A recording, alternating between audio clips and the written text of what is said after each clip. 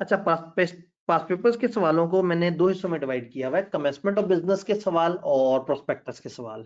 तो मैं पहले कमेंसमेंट ऑफ बिजनेस के सवालों को रिवर्स ऑर्डर में यानी कि पुराने से नए सवालों की तरफ आता चला जाता हूँ। Explain the provision specified in companies act 2017 relating to requirement to be completed before commencement of business by a public company. Public company commencement of business से पहले कौन सी बातें फुलफिल करेगी? तो आपने वो 6 की 6 कंडीशंस लिख देनी है, जिसमें छठी कंडीशन ये होती है कि आपको certificate of commencement of business मिल गया हो। तो टाइप 1 सवाल निकला ये, जिसमें रिक्वायरमेंट आपने बतानी है, कमेंसमेंट ऑफ बिजनेस की शर्तें पूछी हैं। ओए, सिनेरियो आ गया। Majboot limited newly incorporated company है, एमएल ने इशू किया है एक प्रोस्पेक्टस, जनरल पब्लिक को इनवाइट किया है for subscription to its share, और आल्सो इंटेंड कर रहे हैं कि एक मुशारका फाइनेंस फैसिलिटी एग्रीमेंट वो कर लें टॉप बैंक लिमिटेड से। एक नई कंपनी बनी है, नई कंपनी बनी है और उसने प्रोस्पेक्टस इशू कर दिया है, और अब वो एक बैंक से मुशारका फाइनेंस फैसिलिटी का वो कर रहे हैं, लेकिन मिस्टर बाकिर जो कि लीगल एडवाइजर है कंपनी के, वो अगेंस्ट है साइनिंग ऑफ मुशारका फाइनेंस फैसिलिटी एग्रीमेंट के। कंपनीज एक्ट के मुताबिक बताएं क्यों ML should not sign the finance facility agreement. बताएं एमएल क्यों साइन नहीं करे। तो आप कहें भाई एमएल अभी नई कंपनी बनी है, उसने प्रोस्पेक्टस इशू किया है, कमेंसमेंट ऑफ बिजनेस का सर्टिफिकेट तो उसने लिया ही नहीं, तो ये कैसे फाइनेंसिंग की तरफ जा रहे हैं? लोन या बोरविंग की तरफ तो जा ही नहीं सकते। List the condition if any which ML must comply before exercising it's borrowing power. बताएं बोरविंग पावर एक्सरसाइज करने से पहले उसको क्या शर्तें पूरी करनी होंगी। तो आप बताएंगे कि ये 6 शरायतें, ये अगर पूरी करेंगे तो फिर आप बोरविंग कर सकते हैं। Also state the consequence if ML sign the मुशारका finance facility without fulfilling the above condition. अगर अबव कंडीशन को फुलफिल ना किया तो क्या होगा? आप कहेंगे भाई ये बोरविंग गलत हो जाएगी और आपकी जो कॉन्ट्रैक्ट है वो अभी बाइंडिंग होंगी ही नहीं, कल को आपको अदालत में कोई बेनिफिट नहीं मिलेगा। तो ये टाइप 2 सवाल था, जिसमें उन्होंने condition for commencement of business पूछा सिनेरियो बना के। इस पूरे सिनेरियो में उन्होंने कहीं certificate of commencement of business नहीं बोला, बस ये देखना चाहते हैं कि एक नई कंपनी बन के अगर लोन लेना चाहती है, वो अप्लाई करती है, तो क्या आपके कान खड़े होते हैं? क्या आप अलर्ट हो जाते हैं, कह रहे भाई नई कंपनी है, नहीं नहीं नहीं नहीं, इसको पहले वो 6 शर्तें पूरी करनी है फिर ये बोरविंग कर सकती है। तो आपने पेपर में ज़हन में रखना है कि जरूरी नहीं कि वो एग्जैक्ट अल्फाज पूछे, आपने सिनेरियो को पढ़ के समझना है। तो टाइप 2 सवाल में दिमाग तो चाहिए, दिमाग के बाद रट्टा चाहिए। इनोवेशन लिमिटेड एक न्यूली इनकॉर्पोरेटेड पब्लिक कंपनी है। Prior to issues of certificate of commencement of business, directors ने लॉन्ग टर्म कॉन्ट्रैक्ट एंटर कर लिया एक फॉरेन कंपनी के साथ फॉर सप्लाई ऑफ मटेरियल। लो जी, कमेंसमेंट सर्टिफिकेट मिला नहीं था, भाई और ने कॉन्ट्रैक्ट साइन कर लिया। Under provision of companies act बताएं status of long term contract under above circumstances. ऊपर की सिचुएशन में इसका स्टेटस बताएं। आप कहेंगे भाई ये तो प्रोविजनल है, ये तो अभी कंफर्म हुआ ही नहीं, तो फाइनल है ही नहीं, ये तो इसमें तो कोई पावर नहीं है। Requirements for obtaining certificate of commencement of business, क्या रिक्वायरमेंट चाहिए? Certificate of commencement of business हासिल करने की। अब आप बताएंगे 5 शर्तें। अगर वो कहते हैं ना कमेंसमेंट ऑफ बिजनेस की क्या शर्तें हैं, तो आप 6 शर्तें बताते हैं, जिसमें छठी शर्त होती कि रजिस्ट्रार ने आपको सर्टिफिकेट दे दिया हो। अब वो कह रहे हैं बताओ सर्टिफिकेट लेने की क्या शरायत है, तो आपने 5 बतानी है। टाइप 2 सवाल। Under provision of companies act briefly explain the exceptions to the following general rule. नीचे रूल दिया हुआ है, उसकी एक्सेप्शन बताना है। Companies can commence the business only after obtaining certificate of commencement of business from registrar. रटे वाला सवाल। वो कह रहे हैं कंपनियां सिर्फ कमेंसमेंट ऑफ बिजनेस का सर्टिफिकेट लेने के बाद ही काम कर सकती हैं, कोई एक्सेप्शन? आप कहेंगे हाँ जी, प्राइवेट कंपनीज की एक्सेप्शन है और guarantee limited not having share capital, इन दो को ये सर्टिफिकेट नहीं चाहिए। हुई, सवाल आ गया, हेवी सवाल आ गया। White Diamond Limited (WDL) was incorporated on 6 February 2021. All the subscriber to memorandum has paid the share money except Ajaz who has subscribed 4000 shares and is willing to make payment before 10th March. ये असल में एक सवाल है जिसके दो part हैं, एक सवाल कहीं और आंसर होता है एक पार्ट, और एक यहाँ पे आंसर होता है। एक बिल्कुल जो प्रोमोटर्स और वो जो कंपनी बनते साथ ही के इम्पैक्ट है वहां से आंसर हो रहा है। तो हम सिर्फ अपने मतलब की बात देखेंगे। WDL management intend to start the operation of company immediately since minimum subscription amount is not fixed in WDL memorandum and articles. Accordingly, for the purpose of commencement of business, they intend to submit requisite documents with registrar. Business शुरू करने के लिए वो document registrar के पास जमा कराना चाहते हैं। Management is confident कि registrar आपकी बात accept कर लेगा। सवाल क्या है? Under Companies Act, determine Ajay's status in WDL and discuss implication if any towards himself as well as WDL if he make the payment before 10th March 2021। अब इसमें दो पार्ट्स हैं। वो कह रहे हैं कि अगर वो अपनी पेमेंट जो है वो इस वक्त देता है तो क्या स्टेटस होगा। आपको याद होगा हमने कहा था certificate of commencement of business आपको तब मिलेगा जब कंपनी के डायरेक्टर्स वगैरह ने अपने हिस्से के पैसे प्रॉपर तरीके से दे दिए हो। तो ये एजाज कौन है जी? एजाज ने 4000 शेयर सब्सक्राइब किए हैं। अगर ये कंपनी के डायरेक्टर्स में से है तो इसके पूरे पैसे हमारे पास आने चाहिए।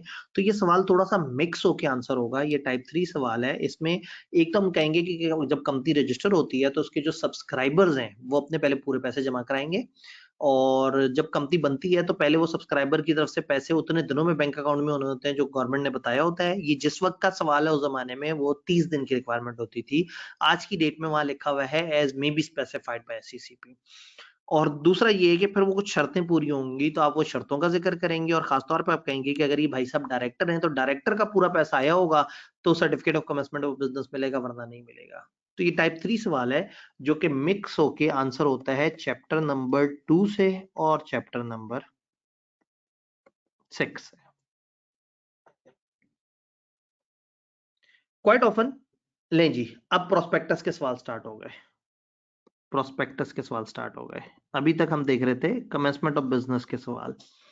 Prospectus के सवाल। Quite often, a prospectus inviting person to subscribe for shares in company contain a statement from person who is expert in their respective field। उन्होंने कई दफा prospectus में expert होता है। बताएं expert किसे कहते हैं सिक्योरिटीज एक्ट के मुताबिक, और बताएं क्या कंडीशन है जो कंप्लाई करनी होंगी अगर आपने एक स्टेटमेंट एक्सपर्ट की डालनी है। तो वही वाली बात है कि उसकी पहले रजामंदी चाहिए, फिर एक जुमला लिखा हो कि वो राजी है और उसने अभी तक विड्रॉ नहीं किया, और एक्सपर्ट इंडिपेंडेंट वाली बात भी लिख दें तो बहुत ही प्यारी बात है। तो इन्होंने सीधा सीधा रट्टे वाला सवाल एक्सपर्ट की डेफिनेशन और एक्सपर्ट की बातें पूछ ली 5 नंबर के लिए। UHY limited intends to raise finance through issuance of shares to public. UHY जो है वो पब्लिक से जो है वो पैसे मांगना चाहती है, और proceeds of issue would be utilised for installation of new plant. एक न्यू प्लांट लगाना चाहते हैं। The director plan to issue prospectus on 10 सितंबर 2012। डायरेक्टर्स की ख्वाहिश ये है कि वो 10 सितंबर को प्रोस्पेक्टस इश्यू करें। इशू मतलब पब्लिश कर दें, ठीक है। Subscription list will be open in second और थर्ड वीक ऑफ अक्टूबर। वो प्लान कर रहे हैं कि सब्सक्रिप्शन या सेकेंड वीक में करें या थर्ड वीक में करें, ठीक है। अब हमारे जहन में आना शुरू हो गया पब्लिकेशन और सब्सक्रिप्शन, ठीक है, अभी उस तरफ देखेंगे। An expert opinion would also be required to be included, और एक एक्सपर्ट भी देना होगा हमने। अब सवाल क्या है, सिक्योरिटीज एक्ट 2015 के मुताबिक बताएं। अब ये सिक्योरिटीज एक्ट कहां से आ गया? मैंने आपको याद होगा, मैंने आपको बताया था किसी और दिन भी, मैं यहाँ दोबारा भी बता देता हूँ कि जो प्रोस्पेक्टस वाला जो पोर्शन है इसमें हमारे जो पीछे बेस लॉ है वो सिक्योरिटीज एक्ट 2015 है, और थोड़ा सा पोर्शन हमारे पास कंपनीज एक्ट 2017 का भी है, लेकिन मेनली ये चैप्टर आंसर होता है सिक्योरिटीज एक्ट 2015 से। तो हमारी पूरी किताब में जो लॉ है वो कंपनीज एक्ट है, लेकिन इस वाले चैप्टर में specifically majority of the things securities act 2015 से आई है। तो अगर किताब में किसी सवाल में आई कैप में एग्जैक्टली आपको ये लिखा नजर आए कि सिक्योरिटीज एक्ट के मुताबिक जवाब दो, तो आपने फौरन से समझ जाना है कि ये तो उसका जिक्र हो रहा है, प्रोस्पेक्टस के चैप्टर का जिक्र हो रहा है। अच्छा जी, कुछ फॉलोइंग बातें आपने बतानी, वो क्या है? Date of publication of prospectus और ओपनिंग ऑफ सब्सक्रिप्शन लिस्ट के बारे में आपने गाइड करना है। Date of publication of prospectus company सोच रही है 10 सितंबर, और वो भाई साहब ओपनिंग ऑफ सब्सक्रिप्शन कब सोच रहे हैं? या सेकेंड वीक या थर्ड वीक ऑफ अक्टूबर। तो हो, अबे आपको जरा ध्यान करना पड़ेगा। 10 सितंबर से कम से कम कितने दिन बाद आप सब्सक्रिप्शन कर सकते हैं? 7 दिन बाद। 7 दिन से पहले नहीं कर सकते। कम से कम 7 दिन गुजारने के बाद 8वें दिन से कर सकते हैं। और ज्यादा से ज्यादा कहां तक जा सकते हैं? 30 days.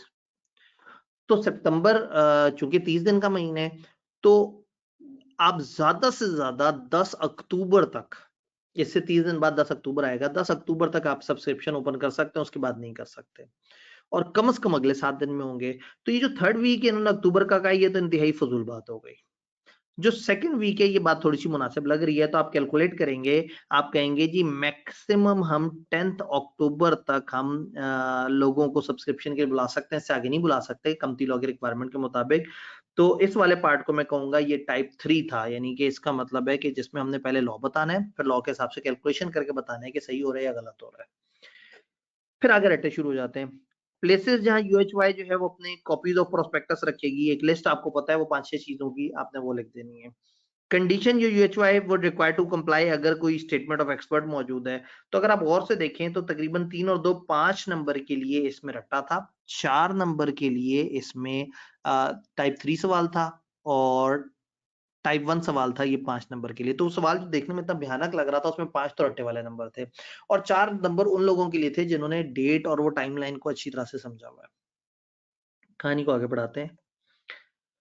Following the approval of prospectus, approval prospectus मिलने के बाद टॉप इंजीनियरिंग लिमिटेड एससीसीपी से ऑन 31 अगस्त 2013, 31 अगस्त 2013 को आपको अप्रूवल मिल गई है। डायरेक्टर ने एक प्लान बनाया है, प्रोस्पेक्टस पब्लिश होगा एक इंग्लिश न्यूज़पेपर में 25 अक्टूबर 2013 को, 1000 कॉपीज प्रिंट होंगी, और सब्सक्रिप्शन लिस्ट जो है वो ओपन होगी 2 देश के लिए 10-11 नवंबर 2013। Discuss whether the above plan is in accordance with provision of securities act. चलें डेट्स की बात करते हैं। प्रोस्पेक्टस अप्रूव कब हुआ है भला? अप्रूव्ड हो गया है वो 31 अगस्त 2013 को। आपको पता है अप्रूवल के बाद 2 महीने 60 दिन के अंदर अंदर ये पब्लिश हो जाना चाहिए। 31 अगस्त से 60 दिन हम काउंट करते हैं, तो सितंबर और अक्टूबर, यानी सितंबर में 30 दिन, अक्टूबर में 31 दिन, तो तकरीबन अक्टूबर की 30 तक पहुंच जाते हैं। प्रोस्पेक्टस इन्होंने क्या करना है जी, 25 अक्टूबर को पब्लिश करना है। तो पब्लिश ये कर रहे हैं 25 अक्टूबर को। ओके ठीक है, हमने कहा था कि आप 60 दिन के अंदर अंदर कर लें, तो यस बहुत अच्छी बात है, ये बात तो हमें पूरी सही लग रही है। अच्छा, उन्होंने कहा इंग्लिश न्यूज़पेपर में देंगे, हम कहेंगे ये क्या बात की, इंग्लिश खाली नहीं उर्दू न्यूज़पेपर में भी आना चाहिए। ठीक है, तो सबसे पहले तो हम कहेंगे कि ये प्लान में टाइम जो वो है वो सही है, लेकिन खाली इंग्लिश नहीं, आपने उर्दू न्यूज़पेपर में भी देना है। अच्छा, फिर उन्होंने कहा 1000 कॉपीज हम प्रिंट करेंगे, तो हम कहेंगे 1000 का तो हमें पता नहीं, लेकिन सफिशिएंट कॉपीज जो है वो मल्टीपल प्लेसेस पे अवेलेबल होनी चाहिए, और आप उन प्लेसेस के नाम लिख देंगे, इन जगह बहुत सारी कॉपीज अवेलेबल होनी चाहिए। सब्सक्रिप्शन लिस्ट कब ओपन होगी जी? 2 दिन के लिए ओपन होगी, 10 से 11 नवंबर। अब मेरे पास पब्लिकेशन की डेट क्या है? पब्लिकेशन की डेट मेरे पास आ रही है 25 अक्टूबर, और सब्सक्रिप्शन की डेट क्या आ रही है? 10-11 नवंबर। रूल क्या था? 25 अक्टूबर से कम 7 दिन होने चाहिए आगे। तो 25 अक्टूबर से 7 दिन अगर हम काउंट करें तो तकरीबन 6 दिन अक्टूबर के और 1 दिन नवंबर का, तो 2 नवंबर से पहले हम नहीं कर सकते, तो ठीक है। और ज्यादा से ज्यादा हम क्या करेंगे? 30 दिन। तो 25 अक्टूबर से 30 दिन में हम दोबारा 25 या 24 तक पहुंच जाएंगे, और 10-11 नवंबर हो रहा है, तो हम कहेंगे हाँ ठीक है जी, ये चीज आपकी बिल्कुल सही लग रही है। ले जी, तो टाइप 3 सवाल हमारा ये निकला, और बड़ा जानलेवा किस्म का सवाल था। इतना भी जानलेवा नहीं था वैसे, खैर।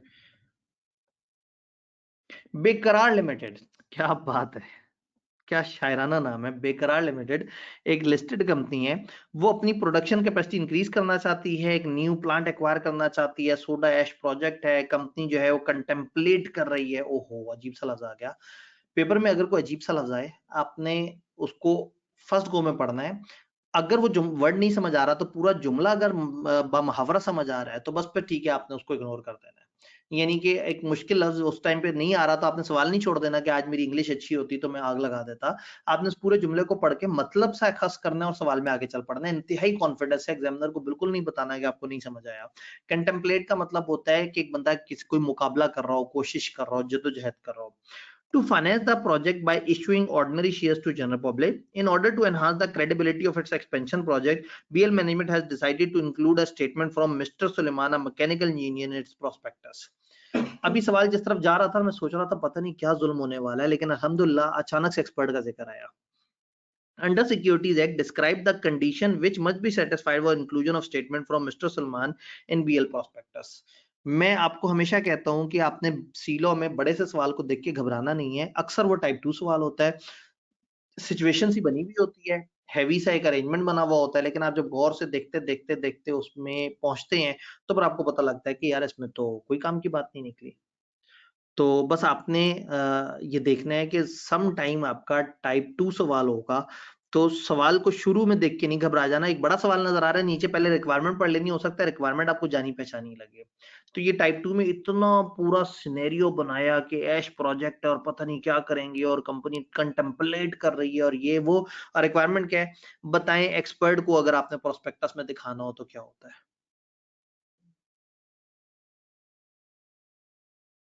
एक सवाल आया मेरे पास फेसबुक से, सर वो जो 5 से 6 पॉइंट थे कमेंसमेंट ऑफ बिज़नेस के, उसमें बता दें कि 6 पॉइंट कब लिखने हैं और 5 कब लिखने हैं। देखिए, छठा पॉइंट है रजिस्ट्रार ने आपको certificate of commencement of business दे दिया हो। अब अगर पेपर में सवाल आए कि बताओ certificate of commencement of business लेने के लिए क्या चाहिए? तो आप 5 शर्तें बताएँगे। और अगर सवाल ये है कि बताएँ वो क्या कंडीशंस पूरी करेंगे, जिससे आपको जिससे आप बिज़नेस कमेंस कर सकते हैं। तो फिर हम 5 शर्तों के साथ छठी शर्त बताएँगे और रजिस्ट्रार ने हमें certificate of commencement of business भी दे दिया हो। तो certificate of commencement of business की शराइत हैं 5 और कमेंसमेंट ऑफ बिज़नेस, खाली कमेंसमेंट ऑफ बिज़नेस की शराइत हैं 6, 5 और plus certificate of commencement of business.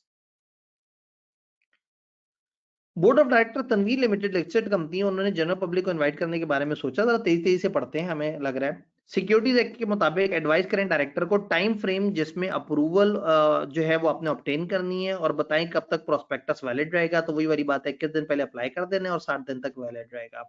Requirement बताएं जो रजिस्ट्रेशन ऑफ प्रोस्पेक्टस से पहले पहले जो है वो सेटिस्फाई करनी होगी, यानी प्रोस्पेक्टस इशू करने से पहले पहले क्या क्या चीजें होंगी। तो इसमें आप एससीसीपी की अप्रूवल का जिक्र कर देंगे, आप इसमें जो सच वाली बातों का जिक्र कर देंगे। यानी ये 6 नंबर के पार्ट में आपने प्रोस्पेक्टस की बहुत सारी फॉर्मेलिटीज लिखनी है। किताब में एक्सप्रेसली कोई लिस्ट नहीं है कि प्रोस्पेक्टस रजिस्टर होने से पहले पहले क्या करना होता है। याद है प्रोस्पेक्टस कब रजिस्टर कराते हैं? आप जिस दिन पब्लिश करते हैं वो या उससे पीछे किसी दिन उसको रजिस्टर करा लेते हैं। तो अब आपने शर्तें बतानी है कि जी हमने कम से कम 21 दिन पहले अप्रूवल ले लेनी है, हमने 60 दिनों के अंदर-अंदर इसको पब्लिश करने हैं, हमने इसमें एक्सपर्ट का जुमला डालना है तो उसकी स्टेटमेंट भी इस तरह से होनी चाहिए, हमने इसमें वो कंटेंट्स डालने हैं जो कि हमें बताए गए हैं उसके मुताबिक, हमने अगर इसमें कोई ऐसी चीज़ है इसके कोई चेंज करना है, टर्म्स में कोई चेंज करना है तो एससीसीपी से अप्रूवल लेनी है।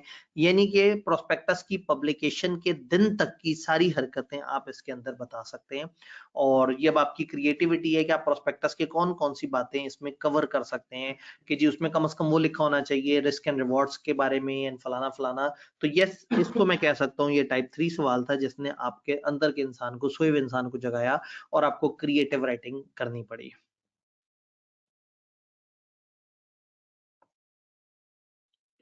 सुपरस्टार लिमिटेड रिसेंटली इनकॉर्पोरेट हुई है पब्लिक लिमिटेड कंपनी के तौर पर इस्लामाबाद में। डायरेक्टर प्लान कर रहे हैं कि पब्लिक ऑफर देंगे सिक्योरिटीज की और वो कर रहे हैं। Advise the director regard to following publication और प्रोस्पेक्टस। उनका पब्लिकेशन और प्रोस्पेक्टस के बारे में आप जो जानते हैं वो लिख दें। हमारी एक स्लाइड थी, आपने पूरा का पूरा लिखा। चूंकि सुपरस्टार किरदार का जिक्र हो गया तो मैं टाइप 2 कहूंगा, अदरवाइज ये टाइप 1 सवाल बनता, लेकिन किरदार की वजह से टाइप 2 हो गया। लो जी, खुशहाल limited engage in manufacturing garments. भाई बहुत हैवी सा सवाल लग रहा है, मैं पहले रिक्वायरमेंट पढ़ लूं इजाजत हो तो।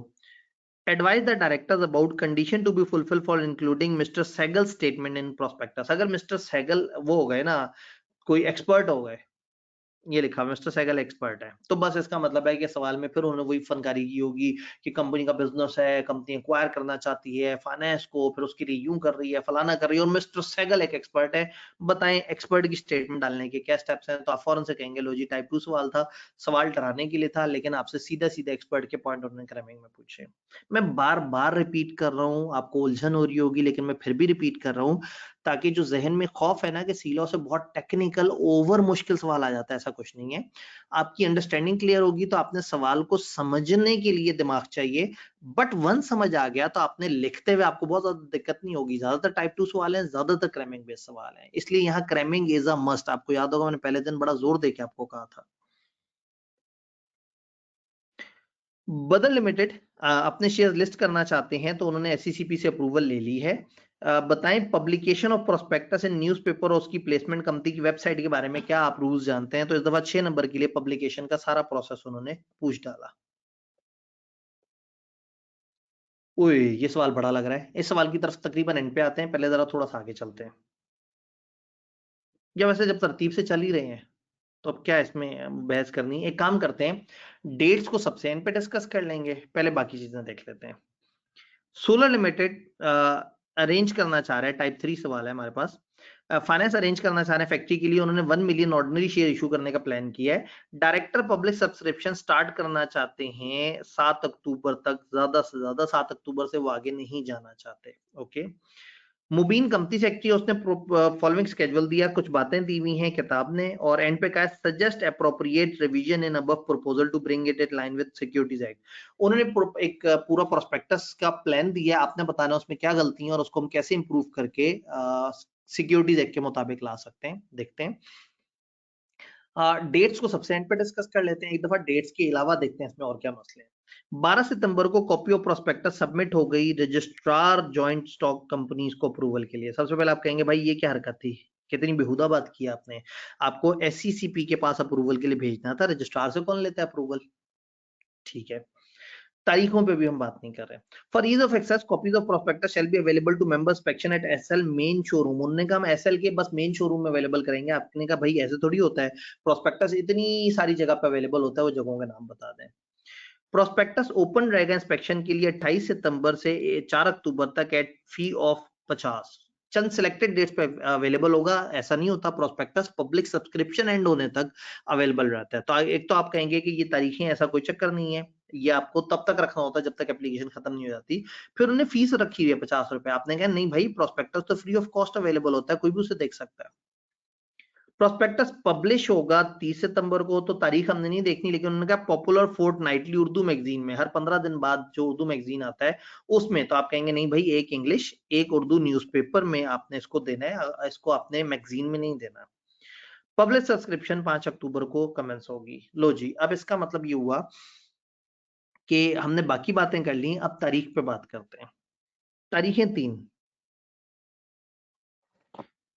आपकी अप्रूवल की तारीख, आपकी पब्लिकेशन की तारीख और आपकी सब्सक्रिप्शन की तारीख। मैं सबसे ऊपर लिख रहा हूं।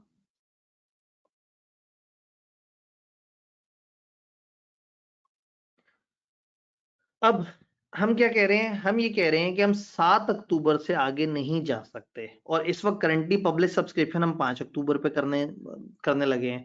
तो अगर फर्ज करें यहाँ 5 अक्टूबर लिख दूं मैं सब्सक्रिप्शन की डेट, और फिर उसके बाद ये क्या करने लगे हैं, पब्लिश कब करने लगे हैं? 30 सितंबर।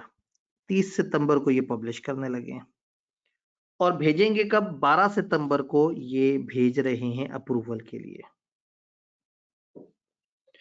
तो पहली बात यह है कि अप्रूवल और पब्लिकेशन में कम से कम 21 दिन का फासला होना चाहिए। यहां 21 दिन का फासला नजर नहीं आया, तो इसका मतलब ये थोड़ा सा गलत किया है इन्होंने। 12 में 21 दिन ऐड करें तो 30 से आप आगे चले जाते हैं। इसी तरह से 30 सितंबर और 5 अक्टूबर में कम से कम 7 दिन का फासला होना चाहिए था, जो नजर नहीं आ रहा। तो आप कहेंगे भाई हम आपके प्लान से मुत्तफिक नहीं है, ये बड़ा गलत प्लान है। फिर एक काम करें, उन्होंने कहा हम 7 अक्टूबर तक जा सकते हैं, लेकिन 7 से आगे नहीं जाना। तो अगर मैं इसको बढ़ा के इसको मैं कर दूं 7 अक्टूबर, मेरे को नहीं 5 नहीं 7 अक्टूबर होनी चाहिए। तो 7 अक्टूबर अगर है तो फिर 30 सितंबर थोड़ा सा मुश्किल हो जाता है, क्योंकि 30 सितंबर के बाद 1 अक्टूबर 2 7वां दिन बन रहा है। तो मैं कहूंगा नहीं भाई, आप इस 30 सितंबर को कर दें, 29 सितंबर बाद बन जाएगी। कम से कम 7 दिन बाद का फासला आ गया। अब 29 में से कम माइनस करें 21 दिन और उससे मजीद पीछे जाएं, तो 29 में से वो हुए, तो आप कहें 8 सितंबर को आप लाजमी भेज दें इसको अप्रूवल के लिए। 8 सितंबर को अप्रूवल के लिए भेज दें, 29 को इसको पब्लिश कर दें और 7 अक्टूबर को पब्लिक को बुला लें। तो अब आप चाहे तो आप स्टार्ट से शुरू कर सकते हैं, आप 12 सितंबर से आगे चलते चलते तारीखें बताएं, लेकिन 7 से आगे नहीं जाना। मैं इसलिए एंड पे 7 रखा है कि 7 मैक्सिमम डेडलाइन है। 7 से रिवर्स वर्किंग करते हुए मैंने उसमें बता दी है कि आप इस तरह से कर सकते हैं। तो इस सवाल में ये डेट्स की कुछ टेक्निकल सी डिस्कशन है, हमने वो करने की कोशिश की। ये एक प्रॉपर टाइप 3 सवाल था, मजे का सवाल था।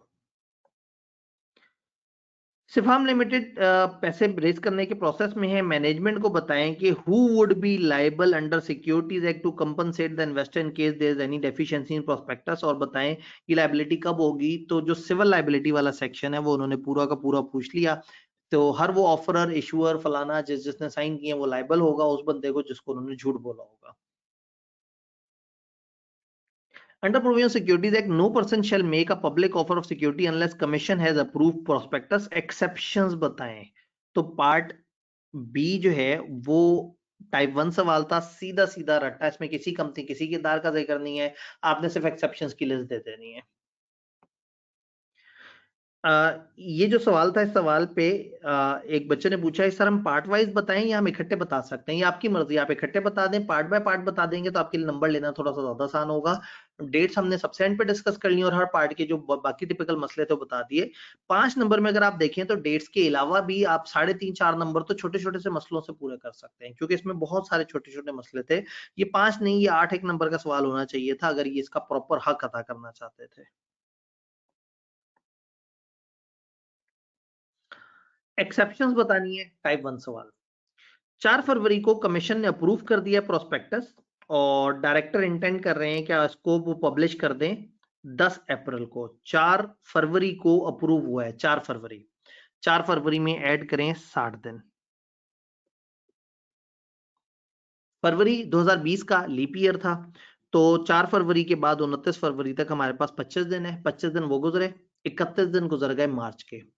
तो 31 और 25 आप 66 पे आ गए, 4 और दिन। तो इसका मतलब है कि 4 अप्रैल, 5 अप्रैल और उससे ऑनवर्ड अगर आप करेंगे तो वो गलत हो जाएगा।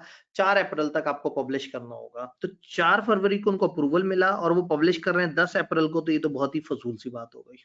अच्छा, अंडर सिक्योरिटीज एक्ट एडवाइस करें टाइम फ्रेम जिसमें प्रोस्पेक्टस पब्लिश हो सकता है और पब्लिकेशन की रिक्वायरमेंट बताएं। पब्लिकेशन की रिक्वायरमेंट में तो हमने अपना रट्टा उठा के सीधा सीधा लिख देना है, और यहाँ उन्होंने जो टाइम फ्रेम की रिक्वायरमेंट बताई है तो आपने वो 60 दिन की बात करके इसको वो कवर कर देना है। तो चूंकि सेकंड पार्ट में सीधा सीधा रट्टा और 1 में बिल्कुल एक छोटी सी लॉजिक, तो मैं पार्ट सी को कहूंगा कि ये टाइप 2 सवाल था। ये उसमें इतनी गहरी लॉजिक नहीं थी कि मैं इसको टाइप 3 कहूं कि जिसमें हमने पूरा समझ के पूरा इंटरप्रेट करना होता।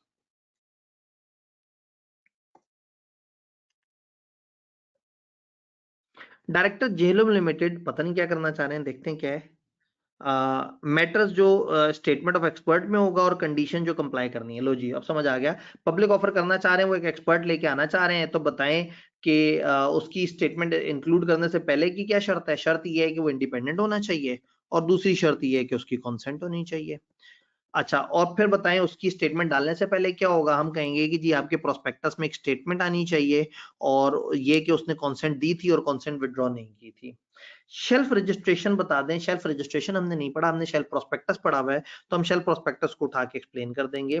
तो इसमें 3 पार्ट थे। पार्ट बी जो है वो नॉलेज बेस था, और पार्ट ए को मैं कह सकता हूँ ये टाइप 2 सवाल था। अंडर सिक्योरिटीज एक इश्यूर और ऑफर फलाना फलाना फलाना पता नहीं क्या करता है, एक प्रोस्पेक्टस जमा कराता है, 4 एक्सेप्शंस बता दें। टाइप 1 सवाल, एक्सेप्शंस पूछी हुई हैं। पास पेपर्स करने से ये पता लग जाता है कि इस चैप्टर में कौन कौन से एरिया है जो जरा ज्यादा ध्यान देने वाला है, जिसको प्रॉपर तरीके से हमें देखना समझना होगा। State provision of securities act 2015 relating to criminal liability. उन्होंने कहा क्रिमिनल लायबिलिटी के बारे में बताएं। 5 नंबर का रटा उन्होंने पूछा है, तो जो वो सेंटेंस लिखा आप पूरा का पूरा लिख देंगे, उसके अलावा कुछ है नहीं। तो ये 5 नंबर थोड़ा सा ओवर एलोकेशन है मार्क्स की। ये 3 से 4 नंबर के लिए पूछ सकते थे, लेकिन ठीक है, मर्जी उनकी, उनके पास नंबर्स नहीं थे।